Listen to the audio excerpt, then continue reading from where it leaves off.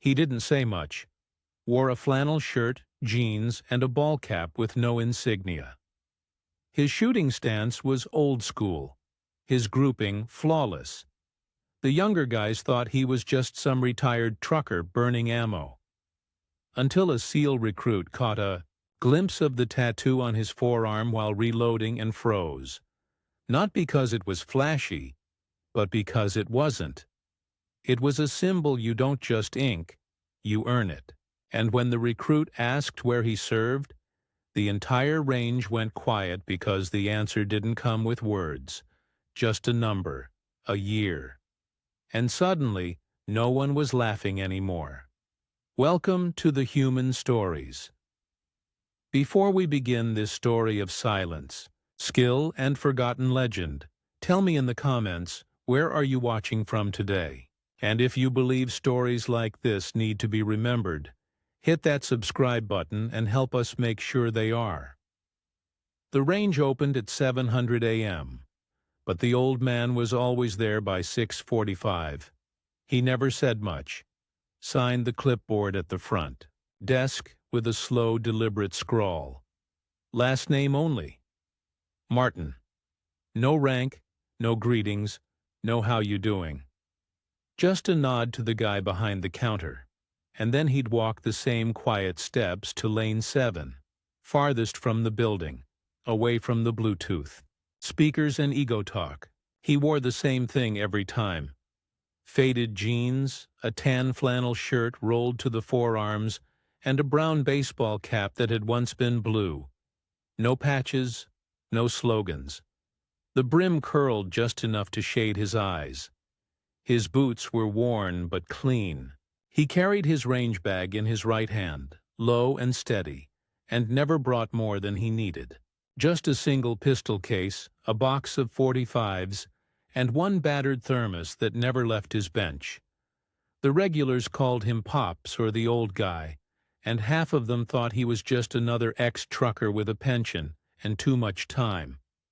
They joked about how he only ever brought one target and always left after 30 rounds. But the staff noticed something different. The way he moved, the way he checked his surroundings with quiet precision.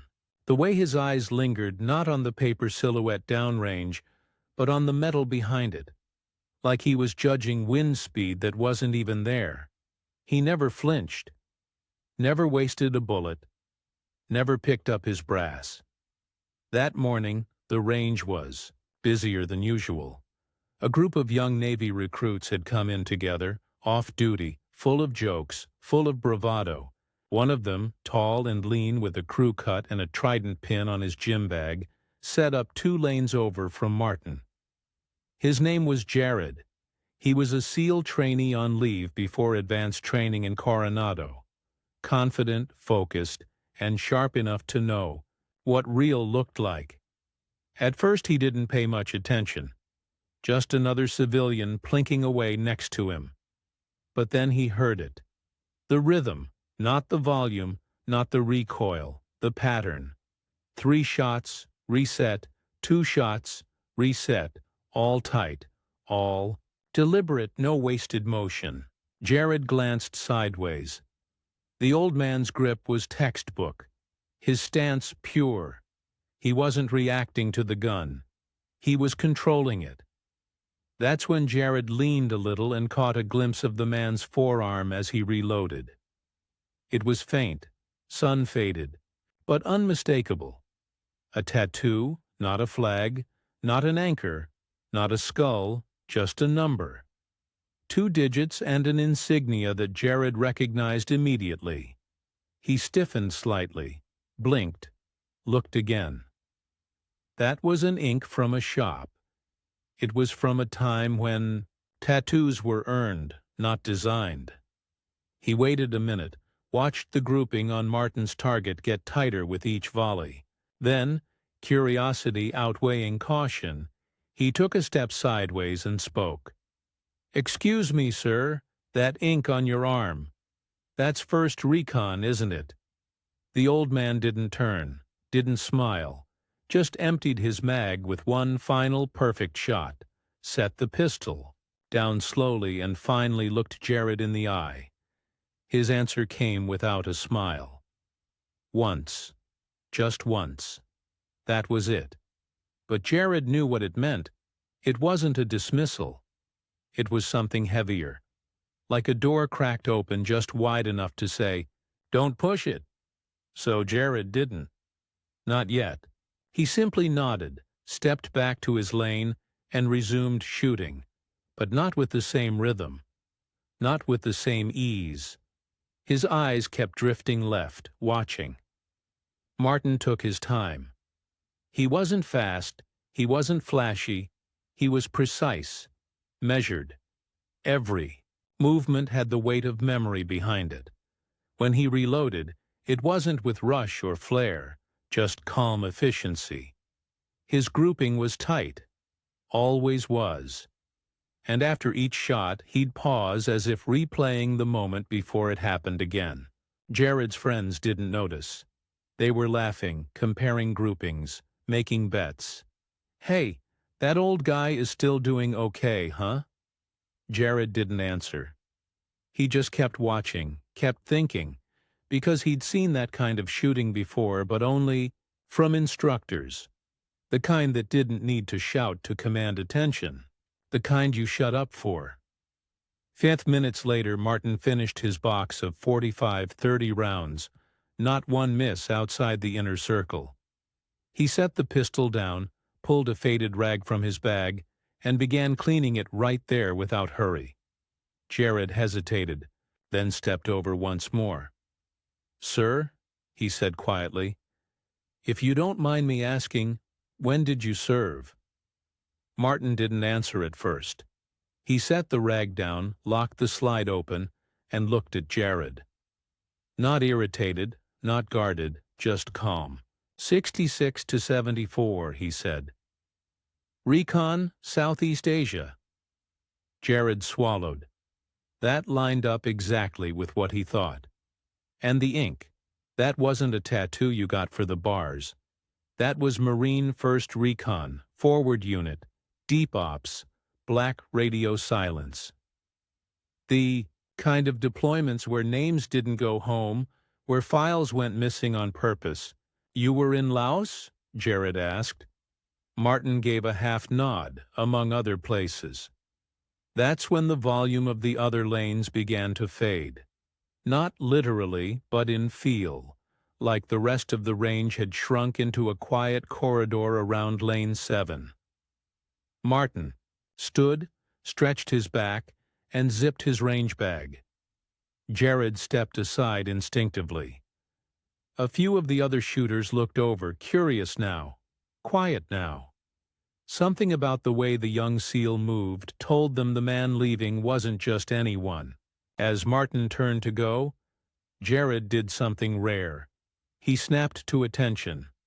No joke, no sarcasm, just respect. Martin stopped mid-step, looked back. Jared spoke clearly. "Sir, thank you for your service. Truly." Martin studied him for a moment, then walked back over slowly and placed something into Jared's hand. A coin, heavy, real. It bore the 1st Recon insignia on one side and a single word on the other. "Still here." Then he leaned in, voice low. "You'll know when it's your time to go." Quiet. "Until then, earn it." And then he walked away. No salute, no handshake, just a man disappearing into the morning sun, leaving behind a silence louder than any story he could have told. Martin was gone before most of them even noticed. No goodbye, no nod. Just picked up his bag, thermos tucked, under one arm, and disappeared into the rising sun like the morning was done with him. Jared stood there for a long moment, the weight of the coin still in his palm, his brain spinning faster than his pulse. He'd seen men try to fake valor. He'd seen posers wearing stolen insignias and made-up patches. This was something else, entirely. The coin wasn't decorative. It wasn't mass-produced. It was the kind that was never supposed to exist in the first place. "Yo, Jared," one of his buddies called from a few lanes down. "You good?" He didn't answer at first. Then he slowly turned and walked toward them, holding out the coin without a word. They crowded in around him, expecting a joke. But as soon as they saw the insignia, Recon, old school, Vietnam era, they went quiet. Dead quiet. Petty muttered, "No way. That's real." Jared nodded. "It is." Another guy frowned. "Who gave it to you?" Jared's eyes scanned the empty lane Martin had stood in. "The man you all ignored? The one you laughed at?" None of them responded. They didn't need to. The silence in their throats said more than words could. That night, he couldn't let it go. He tried to sleep. Couldn't. Around midnight, he booted up his laptop, dug into declassified archives, and began piecing it together.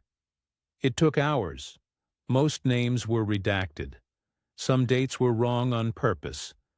But eventually, in a buried MacVog log from 1971, it was there. One line, no ceremony, no headline, just S. Sergeant Thomas Martin, 1st Recon, Laos, March 6th. Extraction under fire, recovered 7, refused medevac, wounded twice, declined award, recommendation buried. Note, asset considered irreplaceable. Now silent. That word hit Jared like a punch. Silent. That was the mission back then. You did the job. You didn't talk. You didn't write books. You carried it quietly forever. And Martin had all the way to that plastic bench at the range. All the way to that last box of 445 ACP. All the way through decades of being just another old man in a flannel shirt. But now Jared knew. And so did the rest of them. The next time Martin showed up at the range, everything was different. The following week, Martin came back just like always. Same truck, same time, same quiet steps across the gravel lot. He nodded to the guy behind the counter, signed his name on the clipboard, and made his way to lane 7. His boots crunched softly beneath him, and in his hand, the same old range bag zippered halfway open with just one pistol inside. Same box of 30 rounds, same battered thermos tucked between his elbow inside. But this time, the air felt different. Jared was already there early. Not just him, either. 3 of the guys from his team had arrived before sunrise and were waiting near the back bench. They didn't say a word when Martin walked by, didn't interrupt him. They simply stood a little straighter, gave him a nod, and watched with the kind of attention usually reserved for instructors, not old men in denim. Martin set up without a glance their way, pinned his target, adjusted his stance, but he noticed the silence. Halfway through his second string of fire, Jared stepped over, not casual this time, but composed, controlled. He waited for Martin to finish his group, then quietly held something out. It was a fresh ammo box, sealed .45 caliber. Martin looked at it, then at Jared. No smile, just a question in his eyes. Jared simply said, "I figured 30 wasn't enough today." For the first time, Martin gave a nod that lasted more than half a second. He accepted the box, reloaded calmly, and continued firing. Not a word, just the soft, unmistakable rhythm of someone who knew exactly what he was doing.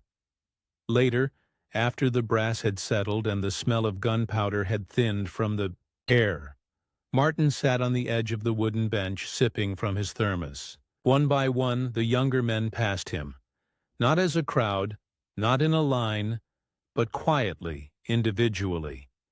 A nod, a handshake, a simple, "Sir," Petty, the kid who had joked a week earlier, lingered a little longer than the others. He cleared his throat. "We looked you up.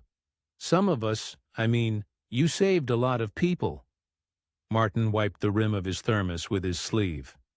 "They saved each other," he said.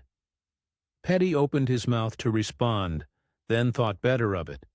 He just nodded and walked away. The last to remain was Jared. He sat beside Martin on the bench, both men staring downrange at nothing in particular. They didn't speak for a while. Finally, Jared asked, "You ever think about teaching?" Martin exhaled softly. "I spent 30 years trying to forget everything I teach, but some of us need to remember it." Martin didn't respond right away. He took another sip. Finally, he turned slightly and said, "You don't teach this, you absorb it." Quietly over time. Jared nodded. "That's why I'm still listening." Martin looked at him longer this time, then stood up. "Then, don't talk so much." They both chuckled quietly. Before leaving, Martin left the fresh ammo box untouched on the bench. A small gesture, but it said everything. That afternoon, the range staff made a small change. A brass plate, no larger than a business card, was screwed into the wood above. Lane 7. It didn't say hero. It didn't say legend. It didn't even say recon. It just said lane reserved until he says otherwise. Martin never asked who put it there, and he never told them to take it down.